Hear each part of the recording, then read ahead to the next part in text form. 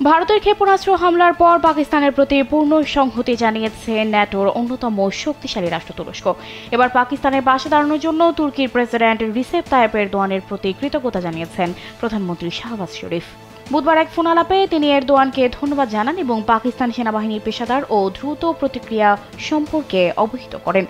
শাহবাজ বলেন, এই নৃশংস হামলার শিকারদের জন্য তুরস্কের প্রার্থনা ও সহমর্মিতা তাদের সাহস জুগিয়েছে। তিনি জোর দিয়ে বলেন, পাকিস্তান তার সার্বভৌমত্ব ও ভৌগোলিক অখণ্ডতা রক্ষায় কখনো পিছপা হবে না। এছাড়া শাহবাজ শরীফ দক্ষিণ এশিয়ায় উত্তেজনা হ্রাস ও আঞ্চলিক শান্তি প্রতিষ্ঠায় তুরস্কের কূটনৈতিক প্রচেষ্টাকেও সাধুবাদ জানান। এর আগে পাকিস্তানে নিযুক্ত তুরস্কের রাষ্ট্রদূত দেশটির পররাষ্ট্রমন্ত্রী ইসাক দারের সঙ্গে সাক্ষাতে এই সমর্থন ব্যক্ত করেন।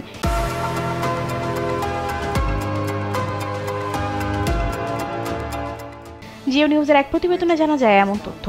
পাকিস্তানের পররাষ্ট্র মন্ত্রণালয় জানায়, আঞ্চলিক উত্তেজনার মধ্যে তুর্কি রাষ্ট্রদূত পাকিস্তানের সার্বভৌমত্ব রক্ষায় তাদের দৃঢ় অবস্থান পুনর্ব্যক্ত করেছেন। পররাষ্ট্র মন্ত্রণালয়ের মুখপাত্র শফকাত আলী জানান, উভয় পক্ষই আঞ্চলিক নিরাপত্তা পরিস্থিতি নিয়ে বিশদ আলোচনা করেছে এবং দ্বিপাক্ষিক সহযোগিতা আরও জোরদার করার প্রতিশ্রুতি দিয়েছে।